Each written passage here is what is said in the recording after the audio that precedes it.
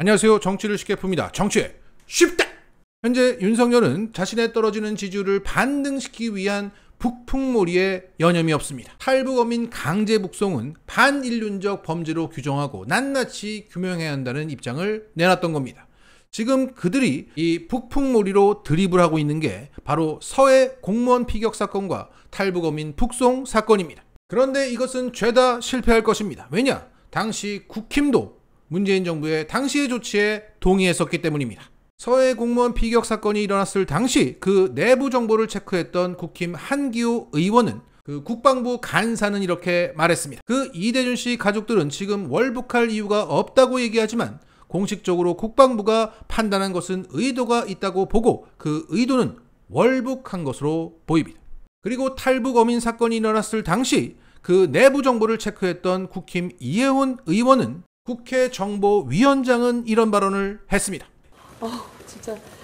근데 이런 사람들이 만약에 대한민국에 그냥 이렇게 아무 처벌을 받지 않고 비순으로 처리가 돼서 국민 속에 섞인다면 너무 끔찍하다는 생각을 했었습니다. 이렇게 몸서리를 치면서 당시 문재인 정부의 북송 조치가 적절했다고 평가를 했던 겁니다. 제 아무리 지금의 국방부 입장이 달라졌다고 하더라도 지금 남아있는 팩트와 이 두 개의 발언을 넘어설 수 없습니다. 하지만 이 늪에서 계속 허우적대기를 바랍니다. 윤석열의 지지율이 32.5%로 또 하락하며 연일 기록을 갱신하고 있습니다. 역대 정부의 30% 지지율 도달 시점을 비교하면 박근혜 정부는 1년 10개월이 걸렸고 문재인 정부는 2년 반이 걸렸습니다. 반면 조빠가는 그 별명처럼 2개월 만에 빠르게 도달하고 있습니다. 자, 무엇보다 눈에 띄는 대목은 모든 세대, 모든 지역에서 부정평가가 긍정을 압도하고 있다는 겁니다. 특히 TK와 60대에서도 윤석열을 부정하고 있습니다. 자, 이렇게 지지율 하락세가 멈추지 않는 것은 고금리 고물가로 민생이 박살나고 있는데 이것들은 이준석 이러면서 권력 다툼이나 하고 탈북 어민, 서해 공무원 사건 등을 꺼내서 북풍이나 조장하고 자신의 친구, 동료, 후배 그리고 극우적인 폐륜화까지 등용하면서 자신의 지인들만 쓰고 있기 때문입니다. 자, 이것을 한마디로 말하자면 내 삶은 이렇게 힘든데 저들은 한가롭다.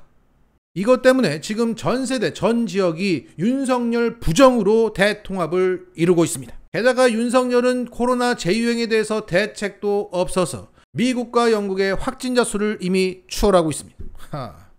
그리고 대기업 중심의 경제정책으로 우리의 미래를 더 암울하게 만들고 있습니다.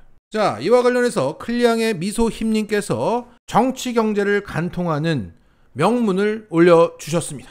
부자 나라의 부자는 세계 어딜 가나 부자다 이런 소리를 듣지만 망한 나라의 부자는 세계 어딜 가나 도둑놈 소리를 듣기 쉽습니다. 괜히 세금 녹여가며 국가 이미지 브랜드화를 하는 게 아닙니다. 국가 이미지는 매우 중요합니다. 그냥 단순하게 보아도 해당 국가의 호감도에 따라서 셀 수 없는 많은 이익이 알아서 따라오기 때문입니다. 당신이 오너라면 사회구조가 망가진 국가와 거래를 하시겠습니까? 국민들은 언제 들고 일어날지 모르고 전쟁 위협은 계속되고 있으며 사업자와 노동자는 협상보단 일방적인 힘의 논리로 파업이 지속되는 사회. 노동의 질이 낮아지면 품질이 떨어지는 것은 당연지사. 하물며 망한 나라의 제조 딱지가 붙은 제품을 보통 사람들이 좋아할 리가 없지요. 인정하긴 싫지만 현 시대는 돈의 흐름으로 그 가치가 결정됩니다. 이 냉정한 시장의 논리는 주식시장에서 직관적으로 볼 수 있습니다. 한 나라가 망하거나 전쟁 나기 전 그 시기를 추측하고 싶다면 뉴스 보지 말고 주식시장 즉 돈의 흐름을 보면 됩니다. 지금 한국의 주식시장에서 외인들이 대거 이탈하고 있습니다. 다른 때보다 현 외국 자본 이탈이 무서운 것은 바로 이 전 세계적인 시장 논리에서 한국이 더 이상 매력적이지 않다는 겁니다. 사회 불안이 계속되고 그 사회가 지속되면 그 사회를 이루고 있는 모든 것의 값어치가 떨어지게 되어 있습니다.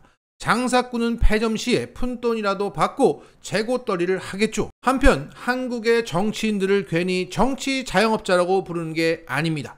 이들은 그들의 위치와 신분 그리고 그간의 오만한 라이프 스타일이 보장되는 한 팔아먹을 수 있는 모든 것을 재고떨이할 수 있는 존재들입니다. 지금 경의 행태는 사실 웃어넘길 시기가 아닙니다. 경과 그 무리들은 확실하고 착실하게 이 나라를 떨이 중에 있습니다. 지금 기득권들은 그래도 우린 안전해 하고 있을지도 모르죠. 하지만 안타깝게도 과연 언제까지 그 안정이 지속될지 그들조차도 알지 못합니다. 정치는 생물, 국민은 국가란 말이 괜히 나오는 게 아니죠. 멀리 갈 것도 없습니다. 아베 꼴이 나는 겁니다. 자, 우리가 반드시 인지해야 할 사실이 이겁니다.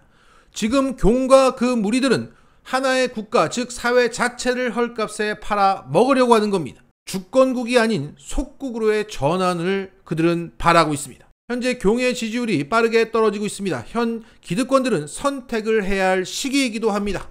망한 나라의 부자가 될 거냐, 아니면 어딜 가도 인정받는 국가의 기득권으로 남을 것이냐.